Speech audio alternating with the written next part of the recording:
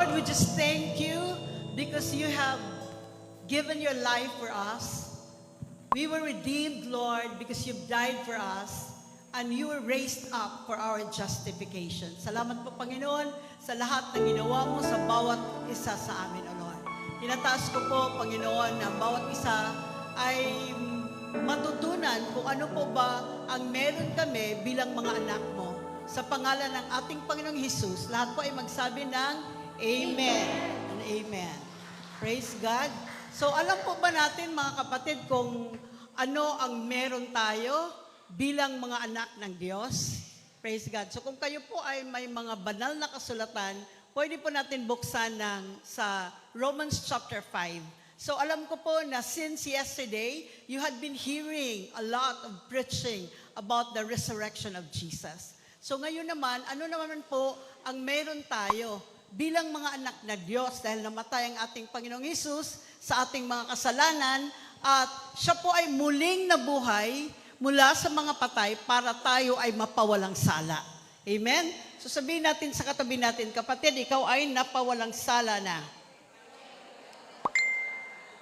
Praise God. Tayo po ay napawalang sala ng ating Panginoong Hesus. So mga kapatid, gusto ko pong ay bilang mga anak ng Diyos, mayroon pong isang kwento. Yun pong, mayroong tao, no? Isang tao na siya ay isang pulubi. Namumulubi siya for 10 years.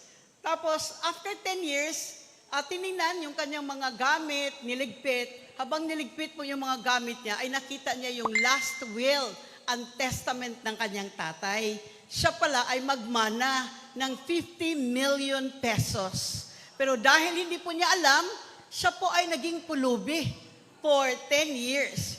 So mga kapatid, tulad po natin, sinabi po doon sa Hosea 4 verse 6, My people, they are destroyed for lack of knowledge. Ang aking mga tao, tayo na mga anak ng Diyos, tayo ay napapahamak. Praise God. Bakit? Dahil hindi natin alam ang salita ng Diyos. Kung ano ba ang sinabi ng salita ng Diyos. Okay mga kapatid, praise God. Una sa lahat, gusto ko pong sabihin sa inyo na hindi po galit sa atin ang ating Panginoon. Hindi po galit sa inyo, mahal po kayo ng Diyos. Amen? At ano pong klaseng pag-ibig?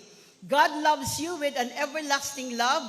God is not angry with you, and you can always enjoy perfect peace with God. So mga kapatid, religion around the world are searching, looking for what we have now in Christ. Christ is in us, and you are in Christ. Di po ba? So napakahalaga po niyan. Praise God. So mga kapatid, napakahalaga na malaman natin kung ano ba ang mamanahin natin. Sabihin mo na natin sa katabi natin, wow, may mana ka pala. Praise God. So tingnan natin mabuti kung ano po ang mamanahin natin. Romans chapter 5, verse 1, it says there, Therefore, being justified by faith, we have peace with God through our Lord Jesus Christ. Kapatid, we have peace with God. Kaya nga, tawag natin sa ating mga sarili, shalom. Ano bang ibig sabihin ng shalom? Hindi lamang po kapayapaan. It's not only peace, but it is wholeness of spirit, soul, and body. Kabuuan po mga kapatid. Amen? Praise God. Kalusugan ng ating pangangatawan. There is emotional stability. There is spiritual nourishment. Praise God. So, nothing missing, nothing broken. Yan po ang ibig sabihin ng shalom in Hebrew.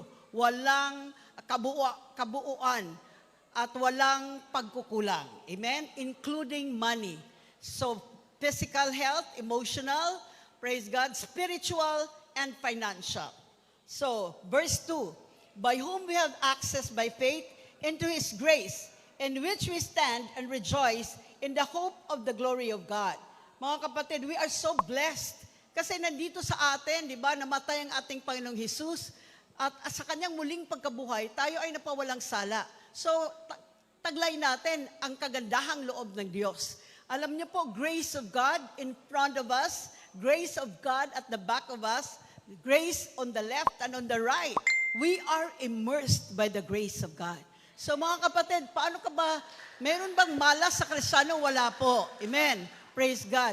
Kasi kayo ay maski saan ka magpunta, nandyan po ang, praise God, kagandahang loob ng ating Panginoon. Verse 3, sabi po dito, and not only that, but we also glory in tribulation, knowing that tribulation produces perseverance.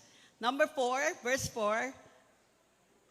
So mga kapatid, ibig sabihin po dito na although pinahintulutan ng Panginoon na mayroon tayong mga pagsubok, sino po dito ang walang pagsubok? Wala po, di ba? So, sino dito ang nakaranas ng may problema, pagsubok? Pwede pong itaas ang mga kamay. Praise God. So, lahat tayo dumadanas ng pagsubok. Pero kapatid, tandaan mo, anumang pagsubok na pinahintulutan sa atin ng ating Panginoon, kaya mo yan. Amen? So, sabihin mo sa katabi mo, kaya mo yan. Amen. Alam niyo po ba kung bakit? Bawat pagsubok, dumaan muna sa, may pangalan ang bawat pagsubok. Praise God, may pangalan. Bawat pagsubok, dumaan muna sa mga kamay ng Diyos. Kaya ito sa kapatid kong ganito, sa kapatid ko nito, kaya ito ni Adasa. So, mayroong tatak. So, sabihin mo sa katabi mo, kayang-kaya mo yan. Praise God. So, verse 4, sabi nito, and patience, experience hope.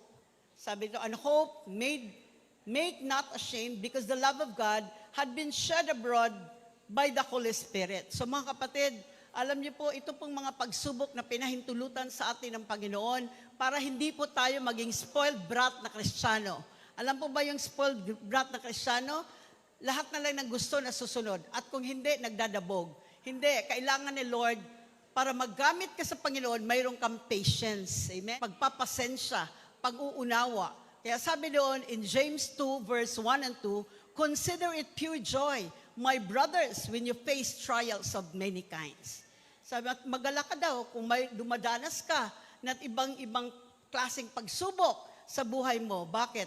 Yang pagsubok na yan ay nagpapatatag ng iyong karakter, ng iyong ugali. Amen? Praise God. Para napakagandang magamit ka sa Panginoon. Amen? May pasensya ka. At alam niyo kapatid, yung ugali natin, it is our character that we bring to heaven. Hindi po yung wealth natin, hindi yung kayamanan natin. Iwanan lahat yan. Anumang karangyaan na yan, pero yung ugali mo. Kaya, Diyos ko po, yung ugali mong makalangit, ugaling kaakit-akit, ugaling langit. Meron ba tayong ganun? Tanong mo nga sa katabi mo, ugaling langit ba yan, kapatid? Yun po ang gusto ng Panginoon. Ugaling langit na kaakit-akit. Praise God. So sabi dito, and hope makes not ashamed, because the love of God had been shed abroad in your hearts by the Holy Spirit. Kapatid, binuhos ng Panginoon ang kanyang pag-ibig sa puso natin. Hindi dapat natin naunawaan ano ba ang pag-ibig. Ngayon, naaawa na tayo. Amen. Dati ang damot-damot natin, hindi na ngayon. Not anymore. Bakit? Dahil, amen, ang pag-ibig ng Diyos ay binuhos niya sa ating mga puso. Naaawa na tayo, marunong na tayong magpatawad. Amen. Mahal na natin ang ating kapwa. Amen. So yan po kasi ang ugaling langit, nakaakit-akit. Yan po ang dadalhin mo sa langit. Hindi yung kayamanan natin. Amen? Praise God. So, number 6, verse 6.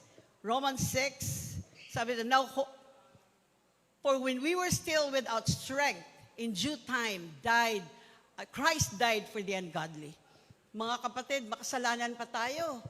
Pero ang Panginoon namatay na para sa atin. Alam niyo po kung bakit? Mahal na mahal ka ng ating Panginoong Jesus. Amen? Sabi doon, sapagkat noong mahina pa tayo, namatay na ang Panginoong Hesus sa takdang panahon para sa makasalanan. So dating makasalanan tayo, pero tayo ay bagong nilalang na sa ating Panginoon. Some of us are sinungaling, madaya, amen, adulterers, but not anymore. We are brand new, amen? We are a new creation in Christ, amen? Jesus. So verse 7, para alam natin kapatid, ano bang meron tayo? Anak na tayo ng Diyos. Baka mamaya hindi mo alam, may mamanahin ka pala. verse 7, it says there, "For scarcely for a righteous man will die, yet perhaps for a good man some even dare to die. But God commends His love towards us, that while we were yet sinners, Christ died for us." So, makasalanan pa tayo, namatay na ang Panginoong Hesus sa atin. Ganun ka kamahal ng Panginoon. Amen. Sino ka man, anuman ang nakaraan mo, praise God, anuman ang nagawa mo sa buhay, praise God, mahal ka ng Panginoon. Namatay siya para sa atin. Kaya during the time of Jesus, lahat ng makasalanan tumatakbo papunta sa Panginoong Hesus. Bakit? Nakita nila ang kaligtasan. Amen. Ang kapatawaran ng kanilang makasalanan. Yung iba tumatakbo papunta kay Hesus. Bakit? Yung may sakit at karamdaman, gumagaling sa kanilang sakit at karamdaman. Amen. So verse 8, mga kapatid, tingnan natin, dahil ito po ang partly lang na mana natin. Kaya alam natin ito. "But God demonstrates His own love towards us, and while we were yet sinners, Christ died for us." So verse 9. Verse 9, "Much more then, having now been justified by His love, we shall be saved from the wrath of God." Mga kapatid, sabing ganoon, maraming mga calamities na darating, na di ba, mga hinuhula na darating, but alam niyo po, hindi yan lalapit, mapakinggan lang natin, pero hindi yan lalapit sa'yo. Bakit? Ikaw ay pinawalang sala ng ating Panginoong Hesus. Amen? You are justified by the blood of Jesus. So, anumang kasalanan mo na nakaraan, sabi doon, there are no more shadows of the past. Wala na yung kasalanan mo, bagong nilalang ka na.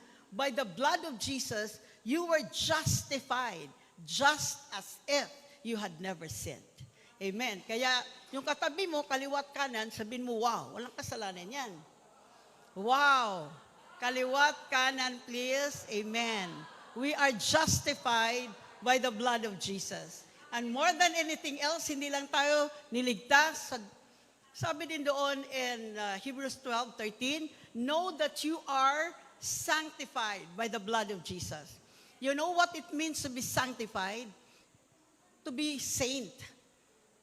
Alam niyo po, dito sa ating relihiyon, praise God, it will take like 500 years para ideklara ka na santo. Pero ngayon, because you are washed by the blood of Jesus, nanampalataya ka sa tinapos na ginawa ni Kristo sa krus ng Kalbaryo at sa kanyang muling pagkabuhay, ikaw ay napawalang sala. Praise God, you are now saints of the living God. Amen? Hindi na 500 years, saint ka na ngayon. So sino man yung katabi mo, Saint Isel, Saint Mila, Saint Nitoy, mga santo, so tawagin mong santo yung katabi mo. Dahil yan ay, amen, hinugasan ng dugo ng ating Panginoong Hesus. Amen, mga santo.